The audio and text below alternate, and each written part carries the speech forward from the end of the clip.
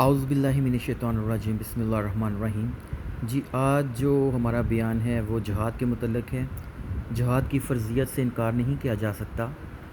آج بھی جو جہاد ویسے ہی ہے، لیکن ہمارے جو مسلمان جو ہیں وہ اصل میں دنیا میں رہا ہی نہیں، جس کی وجہ سے جہاد ختم ہو گیا ہے۔ آئیے ہم دیکھتے ہیں کہ جہاد اللہ تعالیٰ کن سے کہہ رہا ہے کہ اللہ کی راہ میں لڑیں۔ یہ صورت جو ہے البقرہ ہے، اس کی آیت 190 ہے۔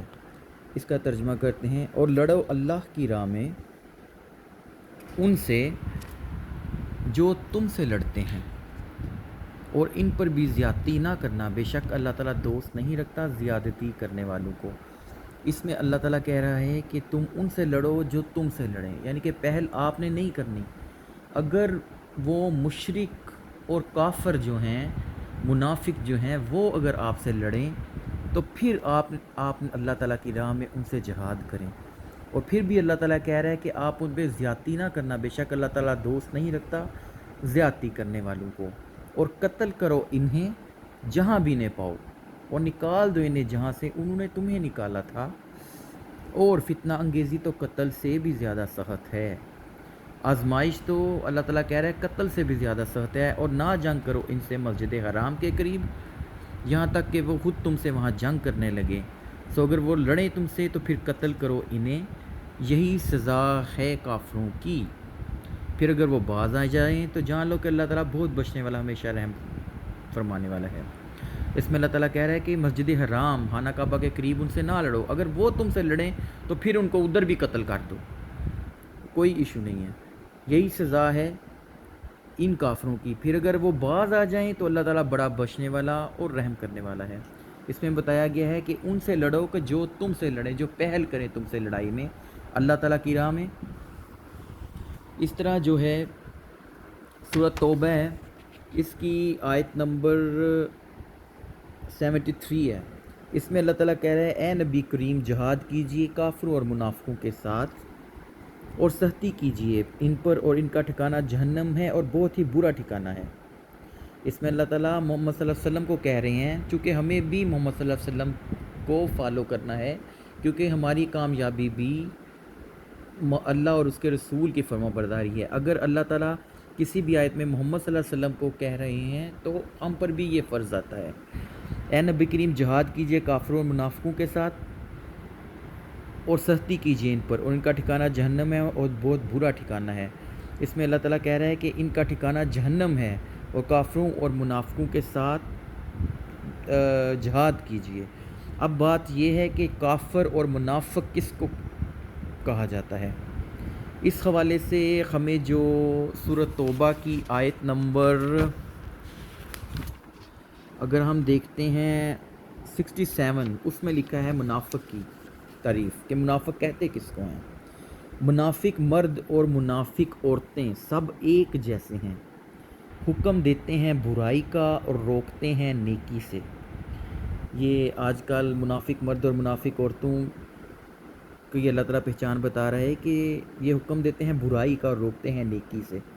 کہ جیسے اب میاں باپ بیوی کا معاملہ بھی ایسے ہی ہوتا ہے، سم ٹائمز ماں اور بیٹے کا بھی معاملہ ایسا ہوتا ہے، سم ٹائم بھائی بھائی کا معاملہ بھی ایسے ہوتا ہے، کہ جب ہم کسی غریب مسکین کی مدد کرنے لگتے ہیں تو بیوی بول اٹھتی ہے، ہاں، کہ نہیں اس کی مدد نہیں کرنا، یا اس کو احسان جتلاتی ہے، تو خامن جو ہے وہ مان جاتا ہے۔ یہ اسی کے متعلق ہے جو برائی کا حکم دیتے ہیں۔ وہ عورتیں اور وہ بھائی اور یا ماں کوئی بھی ہو سکتا ہے، اور وہ برائی کرنے کو کہتے ہیں، اور نیکی جو نیکی لوگوں کے ساتھ آدمی کر رہا ہوتا ہے اس سے منع کرتے ہیں، یہی منافق لوگ ہیں۔ اللہ تعالیٰ ان سے کہتا ہے کہ ان سے آپ جہاد کیجئے۔ اور اس کے علاوہ جو ہے، اور بند رکھتے ہیں اپنے ہاتھ۔ یہ دیکھیں اللہ تعالیٰ یہی کہہ رہا ہے کہ اور بند رکھتے ہیں اپنے ہاتھ، کہ وہ اللہ تعالیٰ کی راہ میں دینے سے کتراتے ہیں۔ انہوں نے بلا دیا ہے اللہ کو تو اس نے بھی فراموش کر دیا ہی انہیں، بے شک منافق ہی نافرمان ہے۔ اس میں اللہ تعالیٰ کہہ رہا ہے کہ بے شک منافق ہی نافرمان ہے۔ اللہ تعالیٰ کی جو آیات ہیں کہ غریب مسکین کو کھانا کھلاؤ، محتاج کو کھانا کھلاؤ، وہ دینے سے کتراتے ہیں۔ تو اللہ تعالیٰ کہتا ہے وہی اللہ تعالیٰ کے نافرمان ہیں اور وہی منافق ہیں، وہی عورتیں اور مرد وہی منافق ہیں۔ اللہ تعالیٰ نے عورت کو آزمائش، فتنہ حدیث میں ہے کہ عورت فتنہ ہے، آزمائش ہے۔ اب قرآن مجید کی آیت ہے کہ وہ علیحدہ ٹاپک ہے، وہ میں بعد میں آپ کو بتاؤں گا، لیکن میں آیت تھوڑی سی بتا دیتا ہوں کہ تم میں سے بعض تمہاری اولاد اور تمہاری عورتوں میں سے تمہارے دشمن ہیں۔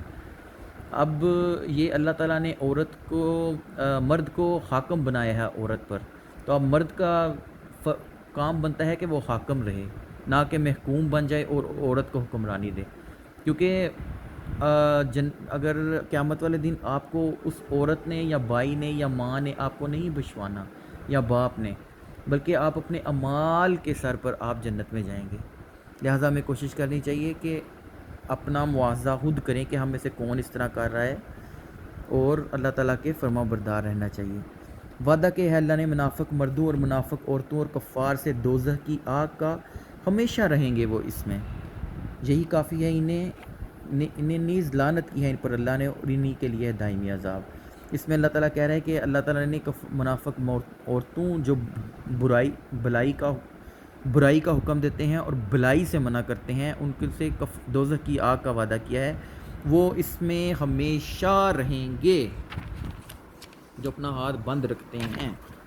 اور اس کے علاوہ جو ہے اللہ تعالیٰ، یہ ہو گیا منافق کی پہچان، اور کافر کس کو کہتے ہیں۔ اب کافر کے بارے میں اللہ تعالیٰ کہہ رہا ہے، یہ سورہ رعد آیت نمبر 14 ہے، اس میں اللہ تعالیٰ کہہ رہا ہے اسی کو پکارنا سچ ہے، یعنی کہ صرف اللہ تعالیٰ کو پکارنا سچ ہے، اور جو لوگ پکارتے ہیں اللہ تعالیٰ کے سوا وہ نہیں جواب دے سکتے انہیں کچھ بھی مگر اس شخص کی طرح جو پھیلائے ہو اپنے دونوں ہتھیلیوں کو پانی کی طرف تاکہ اس کے منہ تک پانی پہنچ جائے، اور یوں تو پانی اس کے منہ تک نہیں پہنچ سکتا، اور نہیں کافروں کی دعا بجز اس کے کہ وہ بھٹکتی پھرتی ہے۔